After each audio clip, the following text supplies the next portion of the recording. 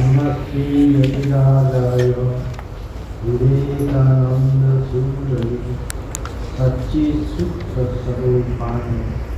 स्वामिने तापहारिणे।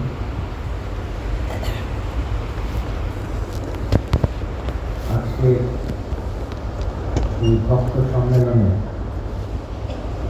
যারা মঞ্চে রয়েছেন পরম স্নেহভাজন সারদা পীঠের সুযোগ্য এবং বিদ্যান কর্মসূচির সম্পাদক স্বামী শাস্ত্রানন্দজি রয়েছেন এই বিরাট এবং মহান প্রতিষ্ঠানের অন্যতম সহ সম্পাদক স্বামী বেদাতীতানন্দজি এইমাত্র কথামৃত পাঠ করলেন সমাজ শিক্ষার অধ্যক্ষ স্বামী শিবকরানন্দজি এবং যিনি উদ্ঘোষক অত্যন্ত গুণী সন্ন্যাসী বিদ্যান সন্ন্যাসী বিদ্যামন্দির মহাবিদ্যালয়ের অধ্যক্ষ স্বামী মহাপ্রজ্ঞানন্দজি, এখানে উপস্থিত অন্যান্য সন্ন্যাসী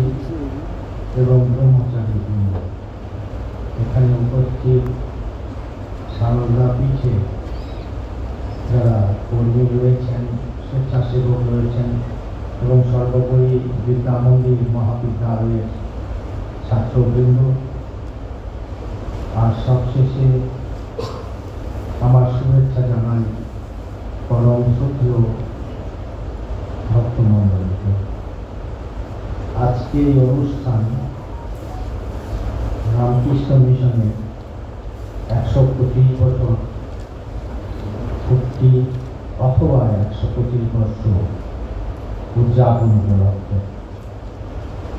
রামকৃষ্ণ মিশনের মূল কথা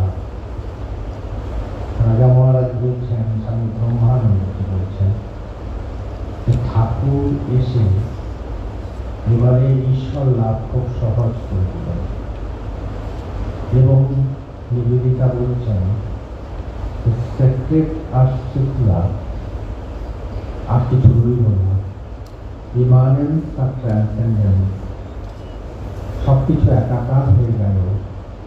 শ্রীরামকৃষ্ণকে অদ্ভুত সেতু সংগ্রহ করলেন, যাকে আমরা সেকুলার বলি তাদের সেতু। আপনারা অনুমতি করলে আমি একটি ঘটনা বলতে পারি। ঘটনাটি অবশ্যই স্বামী ব্রহ্মানন্দজি মহারাজের। আপনারা সবাই জানেন যে স্বামী ব্রহ্মানন্দজিকে স্বয়ং স্বামী বিবেকানন্দ বলেছিলেন লিভিং স্পিরিচুয়াল নাও, এবং তিনি শ্রীরামকৃষ্ণের মানস পুত্র। শ্রীরামকৃষ্ণের কাছে যারা সন্ন্যাসী পার্শ্বদ এসেছিলেন, প্রথম এসেছিলেন স্বামী ব্রহ্মানন্দজি। তো সেই ব্রহ্মানন্দজি সেবক ছিলেন স্বামী নির্বাণানন্দজি মহারাজ। আপনারা অনেকে হয়তো ওর নাম শুনেছেন, কেউ কেউ বা ওকে দেখবারও সৌভাগ্য লাভ করেছেন। স্বামী নির্বাণানন্দজি মহারাজ এর কাছ থেকে এই ঘটনা শোনা এবং বিভিন্ন বইতে সেই ঘটনা আছে, তবে কম্প্যাক্ট ওই খানিকটা কোথাও আছে, অন্য খানিকটা অন্য কোথাও আছে। তো স্বামী ব্রহ্মানন্দজি তখন রামকৃষ্ণ মিশনের সভাপতি। স্বামী ব্রহ্মানন্দজি, স্বামী বিবেকানন্দ তখন নেই, শ্রীরামকৃষ্ণ তো অবশ্যই নেই তুলসী। স্বামী ব্রহ্মানন্দজি বলরাম বাবুর বাড়িতে থাকতে খুব পছন্দ করতেন, যাকে আজকে বলরাম মন্দির বলা হয়। তো এলাহাবাদ থেকে একজন প্রবাসী বাঙালি এসছেন উকিল, ওর একটা কলকাতাতে মোকদ্দমা করতে হবে। তা তিনি এসছেন রোববারে, উনি শুক্রবারে কলকাতায় এসছেন। ওর মনে হলো যে স্বামী ব্রহ্মানন্দজি আছেন, ঠাকুর নেই, স্বামীজি নেই, কিন্তু স্বামী ব্রহ্মানন্দজি আছেন। তো যখন আমি আমার বিশেষ কোনো কাজ নেই, আর রোববার, তো যাই না কেন বেলুর মঠে স্বামী ব্রহ্মানন্দজিকে দর্শন করি। উনি স্বামী ব্রহ্মানন্দজিকে দর্শন করবেন বলে এসছেন বেলুর মঠে। ওই স্বামীজির ঘরের সামনে আপনারা আপনার দেখেন এই আম গাছের তলা একজন নবীন সন্ন্যাসীর সঙ্গে ওর দেখা। তো দেখা হওয়ার পরে বললেন যে আচ্ছা, প্রেসিডেন্ট মহারাজের হতে পারে কি? তো সেই সন্ন্যাসী বললেন যে প্রেসিডেন্ট মহারাজ তো এখন এখানে মঠে নেই, তিনি বলরাম ভবনে আছেন, বলরাম অভিভাবকে। বলে সেটি কোথায়? বলে আপনি এরকম গঙ্গা পেরিয়ে যান, বাগবাজারে গিয়ে কাউকে জিজ্ঞেস করুন, বলরাম বোস ধনী জমিদার সবাই বলে দেবে। তো উনি গেলেন। তো যেতেই উনি দেখলেন একজন তরুণ সন্ন্যাসী দাঁড়িয়ে আছেন চাকা। সেই সন্ন্যাসীটি ছিলেন বোধ করি স্বামী নির্বাণানন্দজি স্বয়ং। তো ওকে জিজ্ঞেস করলেন যে আচ্ছা, আমি প্রেসিডেন্ট মহারাজকে দর্শন করতে এসেছি, তা প্রেসিডেন্ট মহারাজের দর্শন কি হবে? তো সেই সন্ন্যাসী বললেন যান না, ওই যে উপরে সিঁড়ি দিয়ে গিয়ে তারপরে সেন্ট্রাল হল, কেন্দ্রীয় ঘর, সেখানে উনি বসে আছেন। তো উনি অত্যন্ত উৎসাহের সঙ্গে ওখানে গেছেন, গিয়ে দেখছেন চারজন সন্ন্যাসী তাস খেলছেন আর কুস্তি নস্তি করছেন। তার মধ্যে একজন গৌর বর্ণ, অত্যন্ত সুশ্রী চেহারা, এবং তিনি বসে আছেন মাস্টার, এবং তিনি হচ্ছেন কেন্দ্রীয় চারজনের কেন্দ্রীয় চরিত্র। খুব কুস্তি নস্তি চলছে আর তাস খেলা চলছে। তো তারপরে উনি চলে এলেন প্রণাম করে, এবং তারপর সেই তরুণ সন্ন্যাসীর সঙ্গে দেখা। তো তরুণ সন্ন্যাসী বললেন যে দেখা হলো, মহারাজের দর্শন হলেন? বল কোথায়? কিন্তু চারজন সন্ন্যাসী তাস খেলছে আর কুস্তি নস্তি করছে, সেখানে মহারাজ ঠাকুরের মানস পুত্র তিনি কি আর থাকবেন? তিনি তো নেই। মনে করলেন না না, আপনি আজকে চারজনের মধ্যে একজন, যিনি খালি গায়ে আছেন, গৌর বর্ণ, উজ্জ্বল কান্তি, এই ধরনের কাউকে দেখেননি যে দেখলেই তার প্রতি আকর্ষণ হয়, অথবা এই চারজনের মধ্যে নেতা বলে, স্বতঃস্ফূর্ত নেতা, সামরিক নেতা বলে মনে হয়? বলে হ্যাঁ, তা একজনকে দেখেছি বটে, কিন্তু উনিও তো তাস খেলছিলেন আর কুস্তি নস্তি করছিলেন। বলে উনিই তো স্বামী ব্রহ্মানন্দ।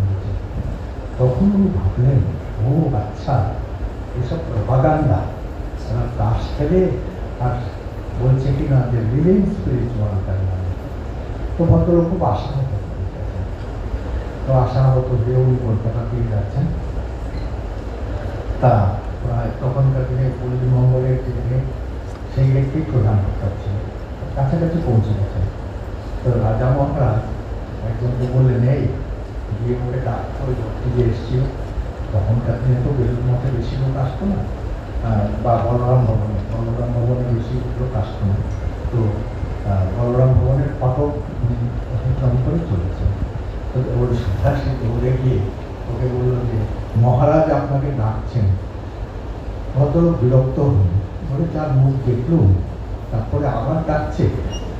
তো তারপর মনে হলো যে অনেক দূর তো এগিয়ে আসিনি, যাই না কেন, কি বলে। তো ওখানে গিয়েছেন, মহারাজকে প্রণাম করেছেন। প্রণাম করে তিনি দাঁড়িয়ে আছেন। মহারাজ ওর দিকে তাকিয়ে বলেন, দেখো হে, আমাদের আরো একটা রূপ আছে, তুমি আগামী রোববার বেলুর মঠে এসো। তা ভদ্রলোক বলছে যে ন্যাড়া তো বেলতলা দুবার যায়নি, একবার যা বোকা বললাম, তারপরে আর বেলুর মঠে যাওয়ার প্রশ্ন হচ্ছে না। আর তাছাড়া আমার মোকদ্দমাও হয়ে যাবে, আমি এলাহাবাদে ফিরে যাবো। তো পরের মঙ্গলবারের মোকদ্দমা। তো কোর্টে গিয়েছেন, আদালতে গিয়ে শুনছেন যে ওর যে বিরুদ্ধ পক্ষ, তার উকিল বাইরে, মোকদ্দমা পিছিয়ে গেছে। তা সেই রোববার উনি দৃঢ় প্রতিজ্ঞ যে যাবেন না, আর বোকা বনতে যাবেন না। কিন্তু বেশ দুপুরবেলা খাওয়া দাওয়ার পরে বিশ্রাম করে ওর কেমন একটা মনে হচ্ছে, প্যারে মন্দ কি, গঙ্গা আছে, সুন্দর জায়গা, একটি সুন্দর শান্ত পরিবেশ, মনোরম পরিবেশ, তা যাই না কেন বেলুর মঠে। তিনি এসছেন এবং যথারীতি ওই আমতলার কাছে একজন সাধুকে জিজ্ঞেস করলেন যে প্রেসিডেন্ট মহারাজ আমায় আসতে বলেছিলেন, কোথায় দেখা? প্রেসিডেন্ট মহারাজ আসতে বলেছিলেন? মহারাজ আসুন। বলে গঙ্গার পাড়ে নিয়ে গেছেন। দেখছেন ওই যে সাধুটি তাস খেলছিলেন, সেই সাধুটি এখন মাছ ধরছেন। তো ওর ভয় যায় হতাশা যে এত রকম ভণ্ডামিরও তো একটা সীমা থাকা উচিত। আর তাকে বলছে কি না spiritual dynamo, living spiritual dynamo, উনি পেছনে আছেন। তো মহারাজ মাছ ধরে যাচ্ছেন মানে ওই বসি ধরে বসে আছেন। তখন উনি বললেন ওকে আসতে সামনে যখন এলেন তখন বললেন আমাদের আরো একটা রূপ আছে, আগামী রূপবার এসো। তো ভদ্রলোক বললেন যে দুবার বোকা হলাম, আবার তৃতীয়বার বোকা হবো। তো যাই হোক, ভদ্রলোক দৃঢ় প্রতিজ্ঞ যে তিনি আর তৃতীয়বার আসেন। কিন্তু কি হলো, পরে মঙ্গলবারে আবার মকদ্দমা ছিল, মঙ্গলবারে জজ সাহেব কলকাতা গেছে, মকদ্দমা পিছিয়ে আবার সেই রোববার ভাবছেন না আজকে আর যাব না। কিন্তু খাওয়া দাওয়ার পরে বিশ্রাম করে মনে হচ্ছে গেলে হয়, একবার তো এই রূপ দেখলাম, আরেকবার ওই রূপ দেখলাম, এবারে কি রূপ দেখা, হয়তো কুস্তি দেখা। তো যাই, তো গিয়ে উনি এসছেন, এসে যথারীতি সেই আম গাছের তলায় ওখানে যে মঠবাড়ি আছে তার সামনে কোনো একজন সাধুকে জিজ্ঞেস করলেন যে প্রেসিডেন্ট মহারাজ আমাদের আসতে বলেছিলেন। ও প্রেসিডেন্ট মহারাজ আসতে বলেছিলেন, চলুন। সিঁড়ি বেয়ে সেই ব্রহ্মানন্দজির ঘরে গেছেন। ব্রহ্মানন্দজি খুব উচ্চ অবস্থায় সমাধিস্থ। ভদ্রলোক হাত জোর করে দাঁড়িয়ে আছেন। বহুক্ষণ পর ব্রহ্মানন্দজি সমাধি থেকে বর্ধিত হয়ে সাধারণ ভূমিতে নেমে এসছেন। ওই লোকটির দিকে তাকিয়ে তিনি বলছেন, দেখো আমরা শ্রীরামকৃষ্ণের সন্তান, আমরা তাসও খেলি, মাছও ধরি, সমাধিতে যাই। তো এটি হচ্ছে শ্রীরামকৃষ্ণের ভাব, এটি হচ্ছে রামকৃষ্ণ মিশনের মূল মেসেজ, বার্তা, যে সেকুলার বলে কোনো কিছু নেই, মোড় ঘুরিয়ে দাও। তার শাস্ত্রজ্ঞানন্দজি আমাকে দিন কয়েক আগে বলছিলেন যে দেখুন মহারাজ আমাদের একটা ভুল হয়ে যাবে। আজকে দিনে জামাই ষষ্ঠী, তাই অনেক ভক্ত হয়তো আসবেন। আমি বললাম যে দেখো জামাই ষষ্ঠী আর ভক্ত সম্মেলনের মধ্যে তো কোনো বিরোধ নেই। ঠাকুর বলেছেন মন ঘুরিয়ে দাও, ঈশাবশ্য ইদাম সর্বম ইয়ৎকিঞ্চিৎ জগত্যানন্দ। সবকিছু তো তিনি, ঠাকুরই রয়েছেন সর্বত্র। আমরা যাকে সেকুলার ভাবছি তার ভিতরেও ঠাকুর, আবার যাকে আমরা স্পিরিচুয়াল ভাবছি তার ভিতরেও ঠাকুর। তাই ঠাকুরকে একটা নতুন কথা বললেন, যেটা কোনো অবতার বলেননি। বলছেন মন ঘুরিয়ে দাও। আমিটা যাবে কোথেকে? আমি কখনো জানি না, মোড় ঘুরিয়ে দাও। অর্থাৎ কাঁচা আমি থেকে পাকা আমকে উত্তরিত। এটি হচ্ছে রামকৃষ্ণ মিশন। আর এই প্রতিষ্ঠার জন্যই এসেছিলেন রামকৃষ্ণ বিবেকানন্দ এবং এমনকি আমাদের মা ঠাকুর। যখন শ্রীরামকৃষ্ণের জন্ম হলো, আপনারা সবাই জানেন 1836 খ্রিস্টাব্দে শ্রীরামকৃষ্ণের জন্ম। সেই সময়ে ভারতবর্ষে আর্থ সামাজিক অবস্থাটা কি? ভারতবর্ষের অবস্থাটা তখন যে আমরা পরাধীন, সমস্ত ভারতবর্ষে ভারত মহাসাগরের সে আসতে পড়ছে বিদেশি ভাব। সেই ভাবটি কি? একটা ত্রিকোণ। সেই ত্রিকোণটি কি? একটি হচ্ছে মার্কসের বস্তুবাদ, দাম্ভিক বস্তুবাদ, ডায়ালেকট্রিক্যাল ম্যাটেরিয়ালিজম, আরেকটি হচ্ছে ফ্রয়েডের দ্বৈতবাদ, আর আরেকটি মেকলের সাম্রাজ্যবাদ। উনি 1836 খ্রিস্টাব্দে মেকলে সাহেব আনন্দ করে বলছেন কলকাতায় দাঁড়িয়ে যে ইয়াং বেঙ্গল তৈরি করে দিলুম, তাদের রক্তে 98 ডিগ্রি সেলসিয়াসে রক্তেতে ইংরেজি আনা ফুটছে। বললেন তারা ইংরেজিতে কথা বলে, ইংরেজিতে খায়, ইংরেজিতে ঘুমোয়, ইংরেজিতে স্বপ্ন দেখে, সবটা ইংরেজি হয়ে গেছে। আর কিছুদিনের মধ্যেই ভারতবর্ষে যাকে হিন্দু ধর্ম বা সনাতন ধর্ম বলে তারা অবরুদ্ধ হয়ে যায় ভারতবর্ষের থেকে। ঠিক সেই সময় 1936 সালে একটি শিশুর জন্ম হলো কামারপুকুর গ্রামে, এক অখ্যাত পল্লী, কলকাতার থেকে 50 মাইল দূরে। বিধাতা হাসছিলেন, man proposes and God disposes. তিনি কি করলেন? আমরা দেখতে পাই যে তিনি সাধনা করেছেন। কার সাধনা করলেন? তিনি ভবতারিণীর সাধনা করলেন, তিনি সমস্ত ধর্মের সাধনা করলেন এবং পৃথিবীর মধ্যে এই প্রথম একজন অবতার যিনি সমস্ত সাধনা করে সেই সাধনাকে সিদ্ধি লাভ করে বললেন যে সব ধর্মসত্য, যত মত তত পথ। এ তো গেল বিভিন্ন ধর্মের সাধনা, কিন্তু শ্রীরামকৃষ্ণের আসল সাধনা শুরু হলো তারপর। সেটি কি? আমরা গোড়াতেই দেখছি শ্রীরামকৃষ্ণ ভবতারিণীর সাধনা করছেন। ঈশ্বর আছেন, ঈশ্বরলাভী মানব জীবনের একমাত্র উদ্দেশ্য। দিনান্তে তিনি ঘাসে ঠোঁট দিয়ে ঘষছেন, রক্ত বেরিয়ে যাচ্ছে, চিৎকার করছেন, আরো একটি দিন গেল বা, কিন্তু তুমি তো দেখা দিলে না। তারপর কি পাই? একদিন ভবতারিণীর মন্দিরে শ্রীরামকৃষ্ণ সেই তরবারি নিয়ে তার মুণ্ডচ্ছেদ করতে যাচ্ছেন, মা দেখা দিলেন। এটি হচ্ছে শ্রীরামকৃষ্ণের ভবতারিণী সাধনা। এবং তারপর আমরা কি পাই? শ্রীরামকৃষ্ণের ভবতারিণী সাধনা সমাপ্ত হওয়ার পর শুরু হলো ভবতারিণী শ্রীরামকৃষ্ণ সাধনা। ভবতারিণী কি বললেন? ভাবমুখে থেকো, তুমি ভাবমুখে থেকো। ভবতারিণী বলছেন যে সাধারণ মানুষের জন্য একটি নব ধর্ম সৃষ্টি করতে হবে। Ramakrishna mission is a divine mandate. Bhavatarini স্বয়ং বললেন একটি নব ধর্মচক্র তোমাকে প্রতিষ্ঠা করতে হবে। আর তারপর কি হলো? তারপর আমরা দেখতে পাই শ্রীরামকৃষ্ণ নবধর্মচক্র প্রতিষ্ঠা করবার জন্য উদ্যত হলেন। শ্রীরামকৃষ্ণ নবধর্মচক্র প্রতিষ্ঠা করবার জন্যই এসেছিলেন এবং এই উদ্দেশ্যটাকে লেজিটিমাইজ করার জন্য ভবতারিণীর কাছ থেকে তিনি আদেশ নিলেন, চাপরাশ নিলেন। কি করে এসেছিলেন? যে দেখুন, শ্রীরামকৃষ্ণ ভবতারিণীর মন্দিরে, শ্রীরামকৃষ্ণ তার পূজারী, কিন্তু আপনারা যারা লীলা প্রসঙ্গ পড়েছেন তারা নিশ্চয়ই পড়েছেন যে স্বামী শারদানন্দজি তার অনবদ্য লেখনীতে শ্রীরামকৃষ্ণের জবানিতে বলছেন, যখন বিবেকানন্দ জন্ম হয়নি সে সময় কি বলছেন? একদিন সমাধিপথে জ্যোতির্ময় গর্তে উচ্চে আরোহণ করিতে করিতে ক্রমে দেখিলাম খণ্ড অখণ্ডের ব্যবধান, ক্রমে সেই খণ্ড অখণ্ডের ব্যবধান অতিক্রম করিলাম,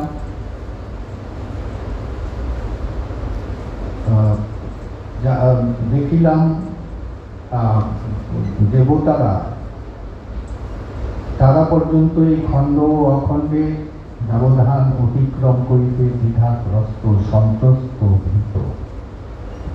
একটি জ্যোতির্ময় গর্তে আরোহণ করিতে করিতে সেই খণ্ড অখণ্ডের ব্যবধান অতিক্রম করিয়া অখণ্ডের ঘরে প্রবেশ করা মাত্র দেখিলাম 7 জন ঋষি, যারা জ্ঞানে ও প্রজ্ঞায় ত্যাগেও তিতিক্ষায় দেবতাদিগকে পর্যন্ত ছাড়াইয়া গিয়াছেন। একটি ছোট্ট বালকের বেশ ধারণ পূর্বক তাহাদিগের অন্যতমের নিকট গমন করিলাম, সস্নেহে ঋষির গলা জড়াইয়া ধরিলাম। ঋষি নির্নিমেষ নেত্রে তাকাইয়া দেখিলেন এই বালকই তাহার হৃদয়ের ক্ষণ। আমি কহিলাম, ধরণীতে যাইতেছি, তুমি আইস। ঋষি মৌন সম্মতি জানাইলেন। দেখিলাম তাহার দেহ হইতে কি একটা পদার্থ জ্যোতিরাকারে বহির্গত হইয়া পৃথিবীর দিকে ধাবমান। এক্ষণে দেখিয়া চিনিতেছি নরেন্দ্র সেই ঋষি। সেই নরেন্দ্রনাথের প্রয়োজন ছিল শ্রীরামকৃষ্ণের, এবং স্বাভাবিকভাবে শ্রীরামকৃষ্ণ আসবার পরে নরেন্দ্রনাথের তখন ভূমিষ্ঠ তিনি হননি। শ্রীরামকৃষ্ণকে আরাধনা করছেন, নরেন্দ্র সাধনা করছেন, তাকে আকুতি করছেন, তাকে মিনতি করছেন, তুমি এসো, তুমি নরঋষির অবতার নারায়ণ, তুমি শিবাবতার, তুমি এসো অখণ্ডের ঘর থেকে। সাধারণ মানুষগুলো যে কিলবিল করছে। তারপর আমরা কি দেখতে পাই? আমরা দেখতে পাই তিনি অধিক আগ্রহে নরেন্দ্রনাথের জন্য অপেক্ষা করছেন। রোজ সেই প্রতিবারের ছাদে উঠে তিনি বলছেন, ওরে কে কোথায় আছিস, এখানে এবং তারপর নরেন্দ্রনাথ, আপনারা সবাই জানেন যে নরেন্দ্রনাথ কোনো কলকাতার লোক হদিশ দেয়নি রামকৃষ্ণ। নরেন্দ্রনাথকে হদিশ দিয়েছিলেন একজন পাশ্চাত্য অধ্যাপক ডক্টর উইলিয়াম। তো সে যাই হোক, নরেন্দ্র এলেন, কিন্তু নরেন্দ্র খুব ভক্তি শ্রদ্ধা নিয়ে শ্রীরামকৃষ্ণের কাছে আসেন। নরেন্দ্র যুক্তিবাদী ছিলেন, তিনি খ্রিস্টান পাদ্রীদের সঙ্গে পরিচিত, খ্রিস্টান সংস্কৃতির সঙ্গে পরিচিত, তিনি ব্রাহ্ম ধর্মের সঙ্গে পরিচিত, কেশবচন্দ্র সেন থেকে তাবর তাবর সমস্ত ব্রহ্মবাদীরা তার সঙ্গে পরিচিত। তো নরেন্দ্রনাথ এসেই প্রশ্ন করেছিলেন, আপনারা সবাই শ্রীকৃষ্ণ জানেন ঈশ্বর আছেন, ঈশ্বরকে কি দেখা যায়? যদি দেখা যায় আপনি কি দেখেছেন? এবং যদি আপনি দেখে থাকেন আমায় কি দেখাতে পারেন? শ্রীরামকৃষ্ণ সবটাই ভাবলেন। প্রথমবার গিয়েছেন দেবেন্দ্রনাথ ঠাকুরের কাছে এবং আরো অনেকের কাছে। দেবেন্দ্রনাথ ঠাকুর বলতে পারেননি যে ঈশ্বর আছেন, এই পর্যন্ত সবাই বলেছে, কিন্তু ঈশ্বরকে দেখেছেন এই প্রশ্নে দেবেন্দ্রনাথ বলতে পারেননি কিছু। বলেন, হ্যাঁ, তোমার লক্ষণ টক্ষণ ভালো, যোগীর চোখ, তুমি চেষ্টা করতে পারো। শ্রীরামকৃষ্ণ ধরে তাকে নিয়ে গিয়ে মায়ের দর্শন করে। কিন্তু নরেন্দ্রনাথ নিরাকারের ঘরের উপাসক, নরেন্দ্রনাথের খুব উচ্চ ভাব। তো নরেন্দ্রনাথ চট করে কিন্তু শক্তিকে মানলেন না, মা কালীকে মানলেন না। শ্রীরামকৃষ্ণের স্মৃতি ব্যাকুলতা, মা নরেন যেন তোমায় মানে। যেদিন মানলেন কি আনন্দ, বলেন মা নরেন্দ্র তোমায় মেনেছেন। তারপর আমরা কি দেখতে পাই, নরেন্দ্রনাথের জন্ম, সেটি একটা অদ্ভুত। রামকৃষ্ণ দেখছেন দক্ষিণেশ্বরের চাতালে দাঁড়িয়ে যে বিশ্বনাথ মন্দিরের শিবলিঙ্গের থেকে একটা জ্যোতি প্রভা এসে বিশ্বনাথ দত্তের বাড়িতে সিমনেতে মাটি স্পর্শ করছে, এবং সঙ্গে সঙ্গে দক্ষিণেশ্বরে দাঁড়িয়ে রামকৃষ্ণ বলছেন, আমার কাজের লোক চলে এসেছে। তো তারপর আমরা কি দেখতে পাই, রামকৃষ্ণ নরেন্দ্র সাধনা করছেন। নরেন্দ্রনাথকে না দেখতে যেমন গামছা মূল্যে দেওয়া হয় এবং মন পাতা হয়ে যাচ্ছে, সেরকম বারবার করে তিনি উদ্বিগ্ন যে কাছে বা আড়াই। নরেন্দ্রনাথ এসছেন, নরেন্দ্রনাথ গারু হাতে হাস করে গেছেন, শ্রীরামকৃষ্ণ পেছন পেছন চলেছেন। তিনি জগতের কর্তা, তিনি জগতের স্রষ্টা, তিনি পেছন পেছন যাচ্ছেন। আর নরেন্দ্রনাথকে কি বলছেন? মাস্টারমশাই কৌতূহল হলো কি বলেন শুনে। মাস্টারমশাই ওখানে নরেন্দ্রনাথকে বলছেন, ঠাকুর নতুন নতুন নবানুরাগ তো একটু বেশি বেশি করে। আর তারপর আমরা দেখছি নরেন্দ্রনাথকে তিনি করছেন নরেন্দ্র সাধনা রামকৃষ্ণের। নরেন্দ্রনাথের দিকে তাকাচ্ছেন না, নরেন্দ্রনাথ একবার ঘুরে এসে আসছেন রোজ, নরেন্দ্রনাথের দিকে তাকাচ্ছেন না। বলছেন যে আমি তো তোর দিকে 1 মাস তাকাইনি, তোর কিছু মনে হচ্ছে না? বলুন না, আচ্ছা কেন, আমি আপনাকে ভালোবাসি তাই আপনি আসেন। এজন্য যে নরেন্দ্রনাথ, সেই নরেন্দ্রনাথকে কি করছেন, একদিন তিনি তার হাতে বসে আছেন, নরেন্দ্র আছে, শরৎ আছে, গিরিশচন্দ্র আছেন। হচ্ছে বৈষ্ণব ধর্মের আলোচনা আপনারা সবাই করে থাকছেন 1882 খ্রিস্টাব্দে, এবং সেই বৈষ্ণব ধর্মের আলোচনা যখন জীবের দয়া কথা অস্ফুট আর্থনা, তুমি কি জানো কি তুমি কি জীবকে দয়া করবে, বলো জীবের সেবা, জীবের পুজো। সেদিন শরৎ মহারাজ বুঝতে পেরেছিলেন কিনা, গিরিশ ঘোষ বুঝতে পেরেছিলেন আমাদের জানা নেই, কিন্তু বুঝেছিলেন একজন, তিনি হচ্ছেন নরেন্দ্রনাথ। তাই ঠাকুরের ঘরের বাইরে এসে জিসিকে আলিঙ্গন করে বলেছিলেন, জিসি বলে ডাক্তার গিরিশ বাবুকে নরেন্দ্রনাথ স্বামী বলেছিলেন যে দেখো, আজ আমি একরকম দিগন্ত উদ্ভাসিত হলো আমার কাছে। ভগবান যদি কখনো দিন দেন, আমি সেই শব্দ সবার কাছে প্রকাশ করব, সমস্ত পৃথিবীকে প্রচার করব। তারপর আমরা এই নরেন্দ্র সাধনা, তারপরে আমরা কি দেখতে পাই? আমরা দেখতে পাই বলছেন যে আমি তোকে ভালো লাগে। বলছে আমি বছরের পর বছর, মাসের পর মাস এই বিকল্প সমাধিতে মগ্ন হয়ে থাকতে চাই। অন্য কোনো গুরু যদি হতেন, শিষ্যের থেকে থাপ্পড় দিয়ে বলতেন সাব্বাস, এত উচ্চারক থাকো, কিন্তু শ্রীরামকৃষ্ণ বললেন না। তুই এত স্বার্থপর, আমি ভেবেছিলাম তোর ছায়া তুই বিশাল বটবৃক্ষের মতো হবি, তোর ছায়ায় বহু তাপিত মানুষ এসে আশ্রয় পাবে, আর সেখানে তুই কিনা নিজের স্বার্থের কথা, নিজের আনন্দের কথা ভাবছিস। বলে একটু কাগজে তিনি লিখছেন, তিনি নরেন বলতে পারতেন না, নরেন ঠাকুরের একটু দোকলা ছিলেন, লরেন বলতেন, লরেন লোক শিক্ষা ঘরে বাইরে হাঁটতেন। তারপর আমরা কি দেখতে পাই, তার নরেন্দ্র সাধনা চলছে। আমরা দেখতে পাই যে তিনি নরেন্দ্রনাথ যখন পরিচর্যা করছেন, নরেন্দ্রনাথ সমস্ত ভারতবর্ষে পরিচর্যা করছেন, পৌঁছেছেন আলমোড়ায়, এবং সেই কাকড়িঘাটের কথা আপনারা অনেকেই জানেন। এই কাকড়িঘাটে সেই বৃক্ষের তলায় বসে তিনি ধ্যানবদ্ধ হলেন, অনাহারে তিনি রয়েছেন, প্রচুর খিদে, কিন্তু কেউ খাবার কিছু দেয়নি। তো স্বাভাবিকভাবেই ক্লান্ত শ্রান্ত যুবা সন্ন্যাসী স্বামী বিবিদিশানন্দ তখন ধ্যানমগ্ন সমাধিস্থ, এবং তাতে ওর যে এই যে শ্রীরামকৃষ্ণ বলেছিলেন জীবে সেবা জীবে পূজা, এই কথাটি নরেন্দ্রনাথের গাম্ভীর স্থান, দৃঢ় বিশ্বাস, দৃঢ় প্রত্যয়ে পরিণত হল। তিনি কি বললেন, whatever is there in microcosm is there in macrocosm, whatever is there in macrocosm is there in microcosm. যা আছে ভাণ্ডে তার কাছে ব্রহ্মাণ্ড, যা ব্রহ্মাণ্ডে তার কাছে, যা ব্যক্তির মধ্যে আছে, রাষ্ট্রের মধ্যে আছে, তার সমষ্টির মধ্যে আছে। নরেন্দ্রনাথ শ্রীরামকৃষ্ণের এই যে কথা, সেটি অনুভব করলেন তার আত্মানুসন্ধানের মাধ্যমে, সমাধি অবস্থায় তার অভিজ্ঞতার অনুভূতি। নরেন্দ্রনাথ এখন যে সংকল্প, নরেন্দ্রনাথের সংকল্প কি হলো, সেখানে একটা অদ্ভুত ঘটনা সবার অবস্থা হয়ে গেল। কি হলো যে নরেন্দ্রনাথ বলছেন আলমোড়াতে, তো ওই তদানীন্তন পণ্ডিতেরা 3 দিন 3 রাত নরেন্দ্রনাথকে প্রশ্নবাণে জর্জরিত করতে চাইছেন।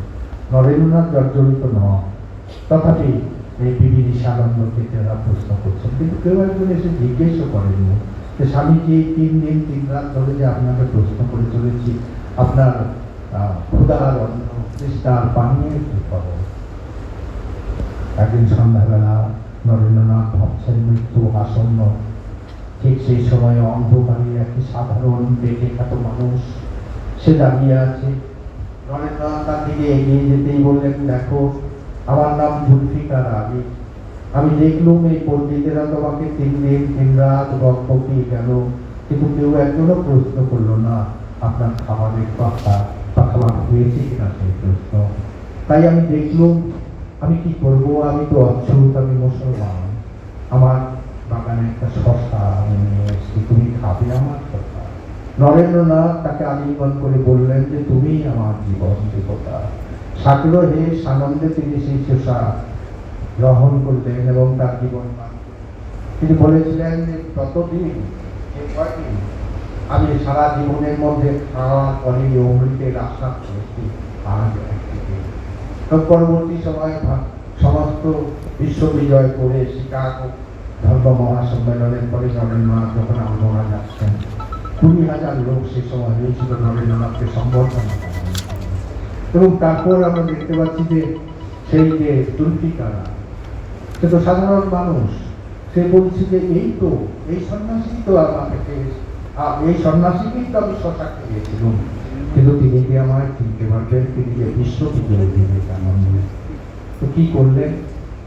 স্বামীজি ওখানে গেলেন, স্টেজে মঞ্চে উঠলেন, আর সেই লোকটি 20,000 লোকের পেছনে দাঁড়িয়ে এই কথা বলছেন। স্বামী বিবেকানন্দ সঙ্গে সঙ্গে মঞ্চের থেকে নেমে গেলেন, নেমে গিয়ে 20,000 লোকের পেছনে দাঁড়িয়ে থাকা সেই যে জুলফিকারও তাকে আলিঙ্গন করলেন, আলিঙ্গন করে তাকে বললেন, আবার তুমি আমার জীবন দেবতা, আমি তোমার জীবনও বুঝব না। তো ইনি ছিলেন একজন মুসলমান। আর স্বামীজিকে শিকাগোতে থেকে সাহায্য করলেন। শিকাগো যাওয়াটা একটা ডিভাইন ম্যান্ডেট ছিল। তিনি যখন কন্যাকুমারীতে ধ্যানমগ্ন আপনারা দেখেছেন, সেই ধ্যানমগ্ন অবস্থায় ঠাকুরের নির্দেশ তিনি পেয়েছিলেন। এই ঠাকুরের যে নির্দেশ তিনি পেয়েছিলেন, তা সেই জন্য তার জন্য যে সমস্ত দরকার, পয়সা, রসদ, জামা কাপড়, টিকিট, বিমানের টিকিট ইত্যাদি সব দিলেন ক্ষেত্রীর মহারাজা অজিত সিং। এবং এমনি বলে অনেকে যে এ সম্পর্কে দ্বিমত থাকলেও এটিও একটি মত যে অজিত সিং যখন মোমবাসাতে তিনি বসলেন তখন বলেছিলেন, স্বামীজি আজ থেকে সমগ্র পৃথিবী আপনাকে স্বামী বিবেকানন্দ বলে জানে। তো যাই হোক, একজন হিন্দু তাকে বিদেশে যাওয়ার সমস্ত রসদ দিচ্ছেন। তার জীবনের সংকটময় মুহূর্তে একজন সাধারণ মুসলিম জুলফিকার আলী তার প্রাণ বাঁচাচ্ছেন। আর কোনো পরিচয় নেই, কপট শূন্য ভারত থেকে আসা সেই যুবক সন্ন্যাসী নরেন্দ্রনাথ স্বামী বিবেকানন্দ, ভারতের কেউ তাকে সাহায্য করলেন না। সাহায্য তো করেনি। কেউ কেউ আবার কলকাতার লোকেরা বললেন নরেন গায়ের ছেলে মল্লকের বাগানে ইত্যাদি ইত্যাদি। তখন নরেন্দ্রনাথকে কে ক্রেডেনশিয়াল দিয়েছিলেন, যার কাছে উনি জানেন ক্রেডেনশিয়ালের জন্য কি কি বললেন ওকে দেখে। তিনি বলেছিলেন, স্বামীজি আপনাকে আপনার পাণ্ডিত্য, আপনার যোগ্যতার কথা প্রশ্ন করা, আর সূর্যকে তার আলো দেওয়ার অধিকারের কথা প্রশ্ন করা যায়। তিনি লিখে দিয়েছিলেন ক্রেডেনশিয়াল। আমি বিবেকানন্দ, বিশ্ববিখ্যাত বিবেকানন্দ হলেন এই একজন হিন্দু, একজন মুসলমান এবং একজন খ্রিস্টানের সহায়তা। এখানে রয়েছে শ্রীরামকৃষ্ণের সর্বধর্ম সমন্বয়, শ্রীরামকৃষ্ণের সমন্বয়ের মূল বাণী নির্যাস। তারপর আমরা কি দেখতে পাই, শ্রীরামকৃষ্ণ তার পিছু পিছু ঘুরছে। স্বামী বিবেকানন্দকে কেউ জিজ্ঞেস করেছিলেন পাশ্চাত্যে যে স্বামীজি যখন আপনার রাত হয়ে যায়,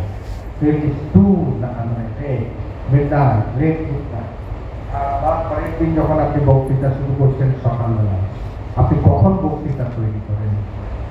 স্বামী বিবেকানন্দ সেদিন সেই রহস্য বলে দিয়েছিলেন। when I enter into this slumber at midnight, the old Brahmin priest of vaccination comes to my bedside and dictates the incarnation I have to deliver. এই ছিল শ্রীরামকৃষ্ণ এবং নরেন্দ্রনাথ। কি আকুতি, কি মিনতি! শ্রীরামকৃষ্ণ যাচ্ছেন পেরে দিতে, যাচ্ছেন খড়দহে, যাচ্ছেন সমস্ত কলকাতায়, যাচ্ছেন কেশব বাবুর জন্য ডাবচিনি মানছেন, বিদ্যাসাগরের বাড়িতে যাচ্ছেন, সর্বত্র তিনি যাচ্ছেন চাদর মুড়ি দিয়ে। কারণ শ্রীরামকৃষ্ণ তখনও চান না যে শ্রীরামকৃষ্ণকে দেখেছিল। এই চাদরটা খানিকটা ছড়িয়ে দিলেন, শ্যাম্পু করে দিলেন, দানা কালী ওকে কালী হিসেবে পুজো করলেন, কালী পুজো করলেন। এবং তারপর আমরা কি দেখতে পাই, শ্রীরামকৃষ্ণ জীবনের শেষ যে অন্তিম মুহূর্ত, অর্থাৎ 1886 খ্রিস্টাব্দে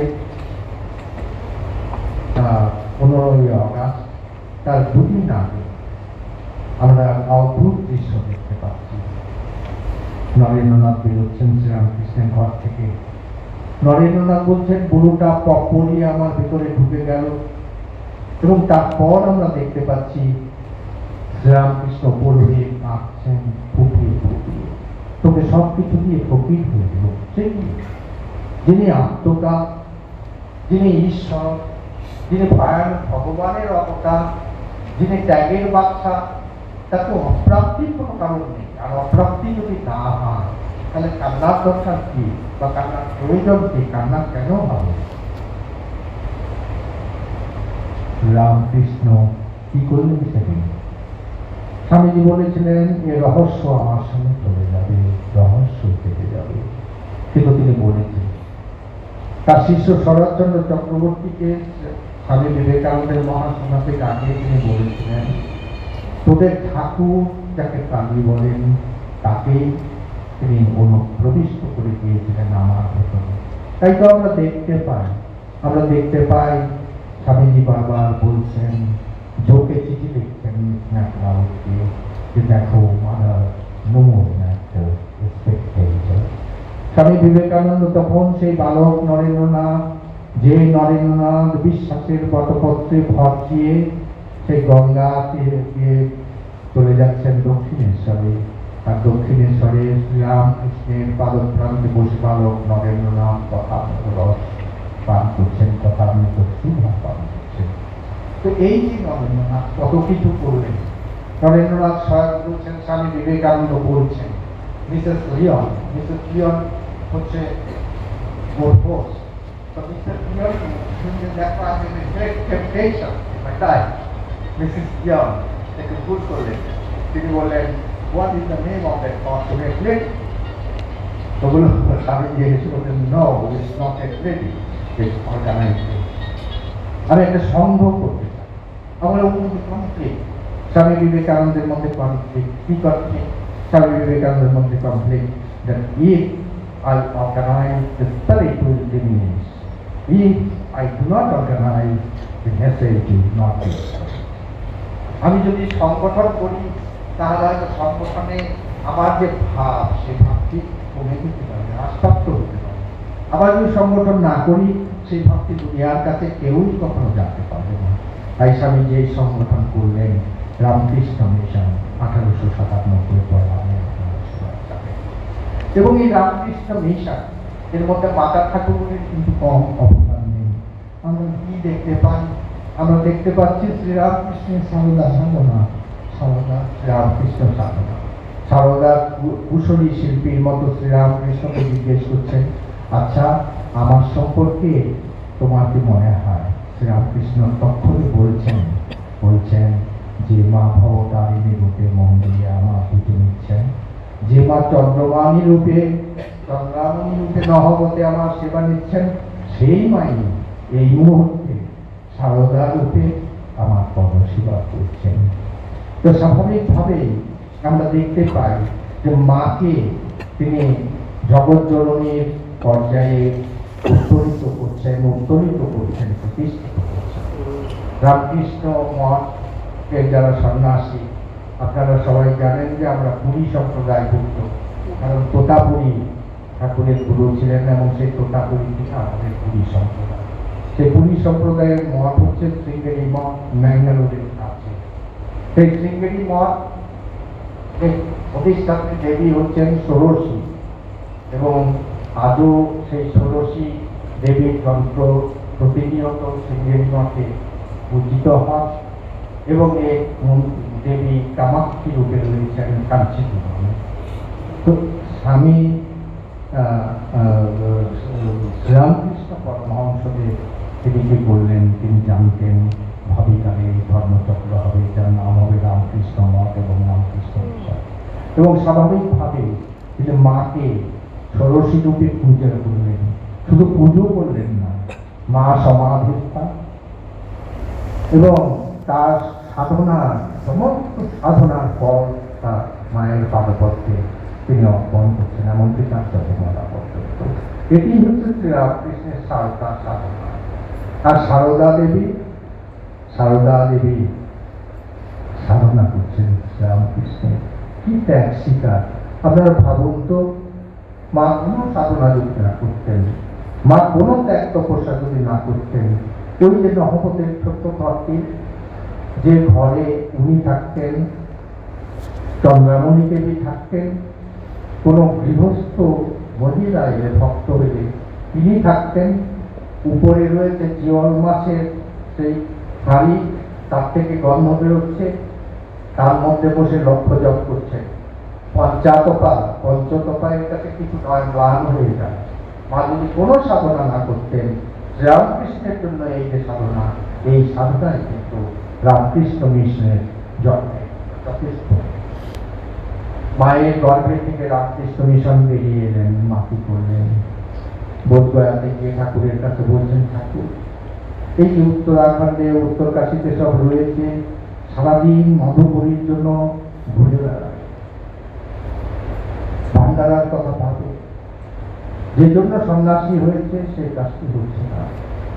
তো তুমি আশীর্বাদ করো ঠাকুর, তুমি বর্তা দাও, তুমি কথা দাও, যে তোমার নামে যারা সংসার ছেড়ে বেরোবে তারা তাদের কোনো মোটা ভাত মোটা কাপড় হবে না, ঠাকুর প্রতিশ্রুতি দিয়েছেন। আর এই মা প্রতি পদে পদে এই সম্মুখে রক্ষা করেছেন। স্বামী বিবেকানন্দ এক সময় প্লেগের জন্য এই জমি, বেলুড় মঠের জমি পর্যন্ত বিক্রি করতে চেয়েছিলেন। তখন মা শুনলেন, মা বললেন নরেনের অধিকার কোথায়? স্বামী বিবেকানন্দ ট্রাস্টিশিপ ছেড়ে দিয়েছেন। বললেন যে নরেনের অধিকার কোথায়? এই জমি আমার নামে সংকল্প হয়েছে, ট্রাস্টি যারা রাজা, তারও আবুরাম, এদের নামে রেজিস্ট্রেশন হয়েছে, নরেনের কোথায় অধিকার? স্বামীজি শুনে বললেন, কলকাতার গ্রাজুয়েট, কলকাতা বিশ্ববিদ্যালয়ের গ্রাজুয়েট হয়েও এই সাধারণ আইনের কথাটি আমার মাথায় আসেনি, যেটি জয়রামবাটি ওই মহিলার মাথায় এসে। স্বামীজি ত্যাগ করলেন সে কথা। এবং তারপর আমরা কত কিছু দেখি, সে সমস্ত আমরা দেখতে পাই। স্বামীজি থেকে গিয়ে একজন ভৃত্যকে বলেছেন, তুই বেরিয়ে যা, তোর মুখ দেখি। আর স্বামীজি বলেছেন মানে বেলুড় মঠে কারো মাথায়, কারো ঘরে মাথা নেই যে বলবে না না, তাকে সরিয়ে নামিয়ে দেওয়া হয়েছে। ভৃত্যটি খুব চতুর ছিল, সে সোজা গঙ্গা পেরিয়ে মায়ের কাছে গেছে, মাকে গিয়ে বলছে, মা আমি সংসারী মানুষ, আমার ছেলে পেলে আছে, স্ত্রী আছে, আমি কি করে খাবো, আমি অনাহারে চলে যাবো। স্বামীজি আমায় দাঁড়িয়ে দিয়েছেন। বিকেল বেলা বাবুরাম মহারাজ মাকে দর্শন করতে গেছেন। মা অগ্নিমূর্তি। মা বলছেন, বাবুরাম এই লোকটিকে তোমরা তাড়িয়ে দিয়েছো কেন? বলো, মা চুরি করেছে। তাই স্বামীজি বলেছেন ও যেন বেলুড় মঠে চৌহদ্দির পেছনে ভাগ থাকে। মা কি বললেন? তিনি বললেন, তুমি কি নরেনকে বলো পুনর্বহার করতে? তোমরা সাধু সন্ন্যাসী সংসারীদের কষ্ট তোমরা করছো না। এই যে বিচারকহীন বিচারালয়ে সেদিন মা একটি শাশ্বত বিচার প্রদান করলেন। আজকে যারা সমাজবাদের ধ্বজাধারী তারাও হয়তো মায়ের এই বিচারের কথা শুনে ভাবতেন মনে মনে যে এই হলো উপশমী সংকেত। স্বাভাবিকভাবে মা রামকৃষ্ণ সাধনা করছেন, রামকৃষ্ণ মায়ের সাধনা করছেন। এবং তারপর আমরা দেখছি মা আগলে রেখেছেন সত্যি পদে পদে। এখানে দুর্গা পুজোতে বলি হবে, মা বলেন সে কি, তোমরা সন্ন্যাসী, তোমাদের বলি করবার, বলি দেবার অধিকার।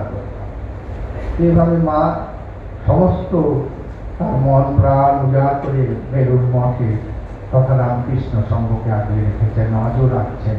স্বামীজির ভাষায় 1500 বছর তিনি আগলে রাখতেন। মা হচ্ছেন আমাদের সঙ্গ জননী। আমার মনে হয় যে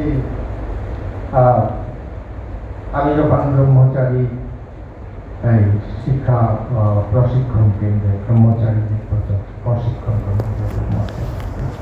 আমার একটা নিজের দৃষ্টিকোণ থেকে, নিজের দৃষ্টিভঙ্গি থেকে বলছি তখন যেরকম মনে হয়েছিল আমার সে কথা, যে আমি তখনও গঙ্গার মানে কাসর ঘন্টা বাজেনি, আরতির শঙ্খ বাজেনি, ঘন্টা পাইনি। তা আমি গিয়ে প্রস্তুত হয়ে স্বামীজির ঘাটে বসে আছি। আমি সেদিন দেখেছিলাম একটি পাখি, একটি বিহঙ্গ। সেই বিহঙ্গটি চারদিকে ঘুরছে। মনে হয়েছিল উত্তর দিল না কোনো উত্তর, পূব দেখালো না কোনো আলোর দিশা, পশ্চিম দেখায়নি কোনো দিগদর্শন, আর দক্ষিণ দেখায়নি কোনো দাক্ষিণ্য। সেই শ্রান্ত ক্লান্ত বিহঙ্গটি, তখন একটি জাহাজ যাচ্ছিল, সেই জাহাজের মাছ তুলে বসছিল। আমার সেদিনও মনে হয়েছিল, আজও কেন জানি না মনে হয়, যে এই পাস্তুটি হচ্ছেন শ্রী রামকৃষ্ণ, বিহঙ্গ হচ্ছেন স্বামী বিবেকানন্দ তথা নরেন্দ্রনাথ, এবং জাহাজটি হচ্ছেন আর কেউ নয়, আমাদের মা ঠাকুর। আমরা সবাই সেই জাহাজের সওয়ারি হয়েছি। আমি, আপনি, যারা এসেছিল প্রত্যাবর্তন করেছেন, যারা ভাবিকালে আসবে, সবাই সেই জাহাজের সওয়ারি। আর আমরা প্রতিনিয়ত আশীর্বাদ লাভ করছি, আশীর্বাদ লাভ করছি ঠাকুর মা স্বামীজির কাছ থেকে। কি বলছেন ঠাকুর? ঠাকুর বলছেন, আমি কর্মনাশা, আমি ফরাসডাঙ্গা। ফরাসডাঙ্গাতে ফ্রেঞ্চ রুল, ফরাসিদের রাজত্ব, ব্রিটিশ আইন চলত না।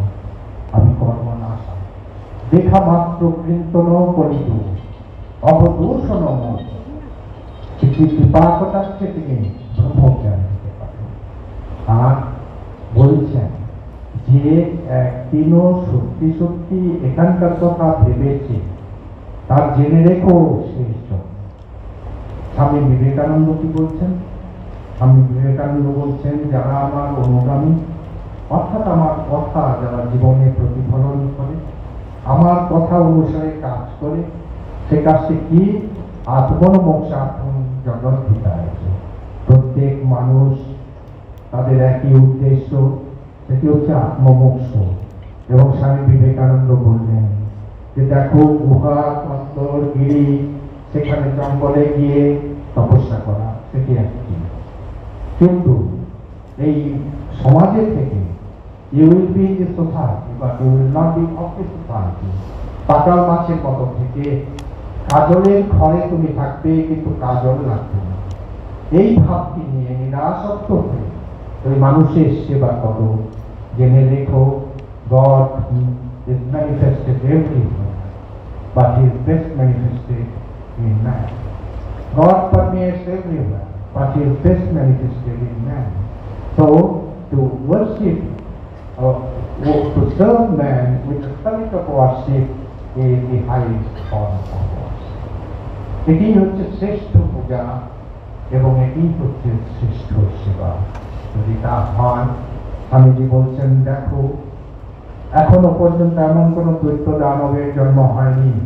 আমি নরকে, আমার চেলারা যদি নরকে যায়, আমি নরকে গিয়ে তাকে ফিরিয়ে নিয়ে আসবো।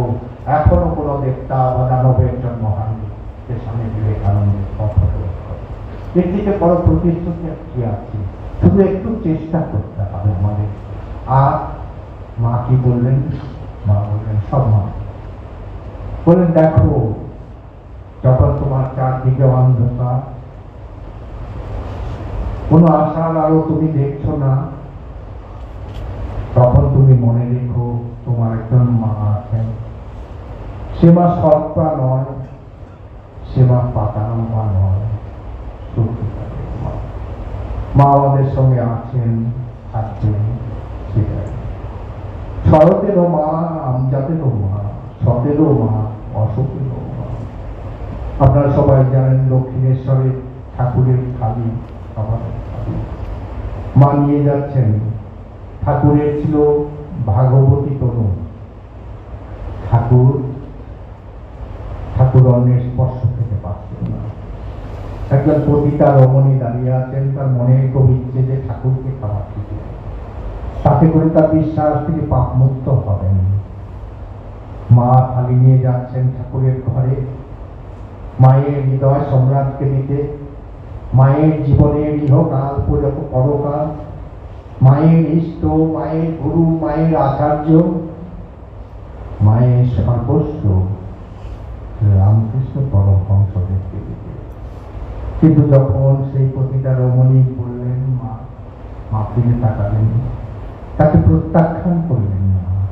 মায়ের কাছে কোনো প্রত্যাখ্যান নেই, তিনি যে মা, তার কাছে আছে ঊর্ধ্ব গতি সর্বসাধন। তাই আমাদের মা রয়েছেন। আমরা কি দেখতে পাই উমা হৈভবতীর মতো শ্রীরামকৃষ্ণের সহধর্মিণী, সহমর্মিণী, ব্রহ্মচারিণী। তিনি সবাই আমাদের, তিনি আমাদের সমাতার মা। আর যখন তৃষ্ণাতুর মানুষ তৃষ্ণার পানীয় এবং ক্ষুধার অন্বেষণ করছে, তখন মা এগিয়ে এসে বলছেন, বাবা এসো, বসো, খাবে।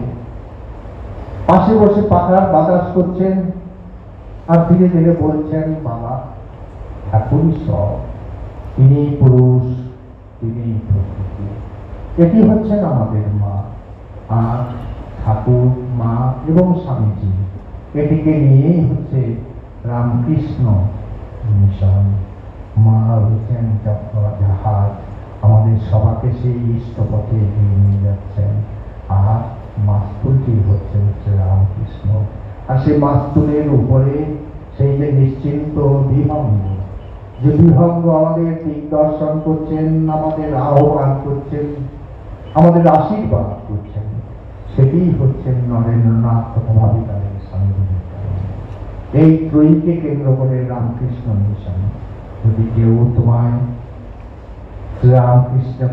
শ্রীরামকৃষ্ণকে কেউ যদি চায়, বিশ্বাস করে, ভালোবাসে, সে শ্রীরামকৃষ্ণের। যদি না ভালোবাসে, তথাপি সে শ্রীরামকৃষ্ণ।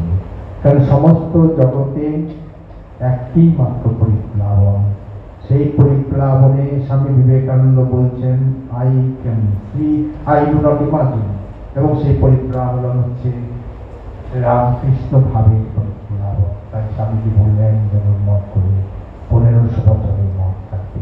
আর আজ সমস্ত জগতে উথাল পাথাল হয়ে যাচ্ছে অনেক ঘটনা, যেটি আমি জানি, কারণ আমার একটা সুযোগ আছে যে আন্তর্জাতিক সংগঠনে একজন সেবক হিসেবে সবাই আমার কাছে আসে।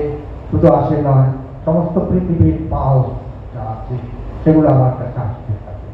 স্বাভাবিকভাবে আমি জানি যে আজকে সারা পৃথিবীতে শ্রীরামকৃষ্ণ ভাবান্দোলন কিভাবে আসতে পড়ছে। এবং আজ সবে মাত্র সকাল 1500 বছরের কথা স্বামী বিবেকানন্দ বললেন, আমরা 125 বছর অতিক্রম করেছি। এর সঙ্গে যদি একটা মানব দিবসের তুলনা করেন, তাহলে 1 ঘন্টা কিছু 8 ঘন্টা হইতে সূর্যোদয় হয়, তাতেই এত উঠার কথা। কয়েকদিন আগে এই করোনা হওয়ার আগে, দুটি ছোট্ট ঘটনা বলছি। এই করোনা হওয়ার আগে অক্সফোর্ড ইউনিভার্সিটির প্রধান অধ্যাপিকা ইতিহাসে মিসেস হ্যারিস রুট এসেছিলেন আমার কাছে।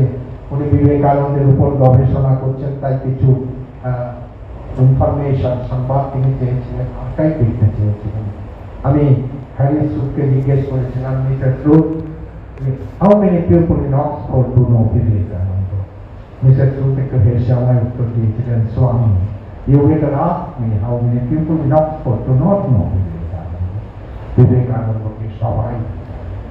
আর কিছুদিন আগে করোনা, ঠিক আছে, করোনা শুরু হওয়ার 1 সপ্তাহ আগে চায়না কনসাল জেনারেল কলকাতার, উনি আমাকে ফোন করলেন যে আপনার সঙ্গে একটু দেখা করতে।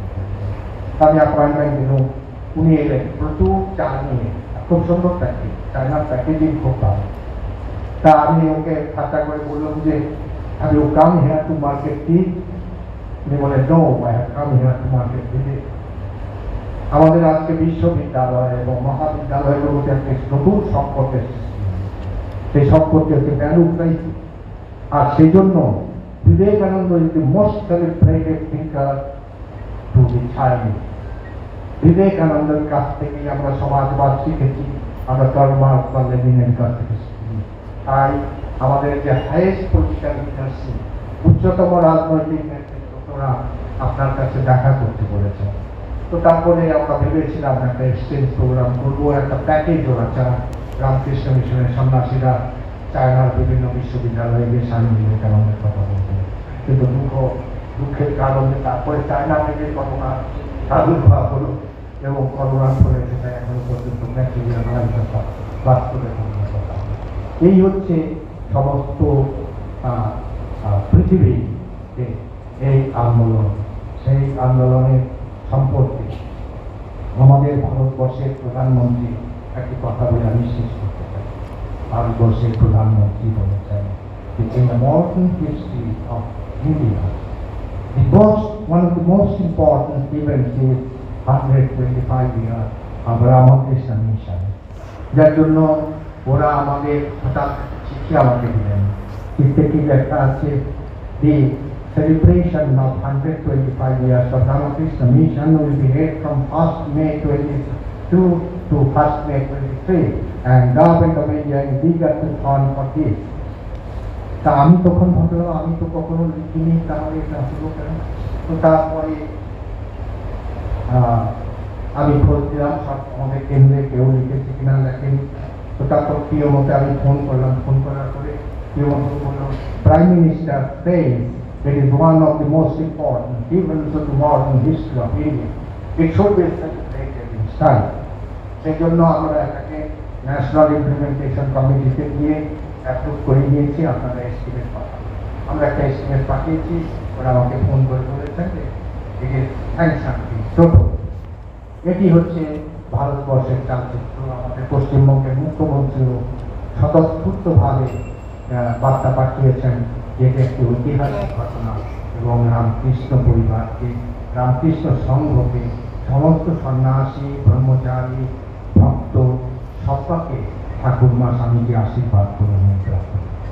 এবং শুধু তাই নয়, আজকে এমন কোনো কেন্দ্র নেই, আমাদের 310টি কেন্দ্র আছে সারা পৃথিবীতে 24টি দেশে, এবং এমন কোনো কেন্দ্র নেই যে এই প্রাণকে উদযাপিত করছে না। শুধু আমাদের কোন কেন্দ্র নয়, আমাদের কেন্দ্রের বাইরেও যারা রামকৃষ্ণ ভাব আন্দোলনের সঙ্গে যুক্ত তারা সমস্ত পৃথিবীকে এটি উদযাপন করছে। তা স্বাভাবিকভাবেই আমরা আজকে এই ভক্ত সম্মেলনে এই বার্তা নিয়ে যাব, এই বার্তা নিয়ে যাব যে আমি যাই করি, আমি রান্না করি, আমি খাই। আপনারা দেখেছেন বেলুর মঠে খাওয়ার আগে ব্রহ্মার্পণ করা হয়, ব্রহ্ম দেওয়া হয়। আমি যা কিছু করি এটি হচ্ছে তার সেই বিরাটের পূজা। Nothing is secular, everything is secret. আত্মনমোক্ষা ধর্মগীতার্য, এটি হচ্ছে রামকৃষ্ণ হিন্দু মা সারদার বার্তা আমাদের কাছে। তাহলে আমাদের জীবন অত্যন্ত সুন্দর হবে, প্রস্ফুটিত হবে, সুগ্রাণযুক্ত হবে। এবং আমি যখন জন্মেছিলাম তখন আমি হেসেছিলাম, আমি কেঁদেছিলাম, আমার সবাই হেসেছিল। আমি যখন এবার যাব আমি হাসবো আর সবাই হাসবো। এই হচ্ছে আমাদের জীবনের উদ্দেশ্য। সমস্ত জীবন করে আমরা সেই চর্চায় করব। তস্মিন্ন ভগবদ্গীতাতে সর্ববেদম বিজ্ঞাতং ভবতি। এটি আমাদের প্রশ্ন, এবং তার মধ্যেই রয়েছে সমাধান। ঠাকুরমা স্বামীজি বললেন মানুষের মধ্যে ঈশ্বর আছে, সেই ঈশ্বরের পুজো করো, তাহলে তুমিও ভিন্ন হবে, তোমার আশেপাশে ভিন্ন হবে। এবং এই জন্যই রামকৃষ্ণ সারদা বিবেকানন্দের আবির্ভাব এবং রামকৃষ্ণ মিশনের প্রতিষ্ঠা। যখন 1500 বছর যাপন সমাপ্ত হয়ে যাবে তখন আমরা আশা করছি দেখব, নিশ্চয়ই দেখব, ভূলোক থেকে আমরা দেখব সমস্ত পৃথিবী এক হয়ে গেছে। আর স্বামী বিবেকানন্দের সেই কথা, সেই ধ্বজা তৎপর করে উঠছে। তিনি কি বললেন, India must rise but it must sit at the feet of Sri Ramakrishna. Bharat এবং জগৎ সবাই কৃষ্ণ আসনবাদী, শ্রীরামকৃষ্ণের আধিপত্যে তাকে বসতে হবে। তাই আসুন আজ আমরা এই ভাবটিকে গ্রহণ করে তার পরিচর্যা করি সারা বছর। আমার আগামী ভক্ত সম্মেলন পর্যন্ত আমাদের জীবন ধন্য হবে। আপনাদের সবাইকে অনেক অনেক শুভেচ্ছা, ধন্যবাদ, কৃতজ্ঞতা বিশেষ করে যে আমার এই যে অত্যাচার এতক্ষণ ধরে আপনারা সহ্য করবেন, সেজন্য আমি বিশেষভাবে আপনাদের শুভেচ্ছা জানাই, অভিনন্দন জানাই। আপনাদের জীবন সুন্দর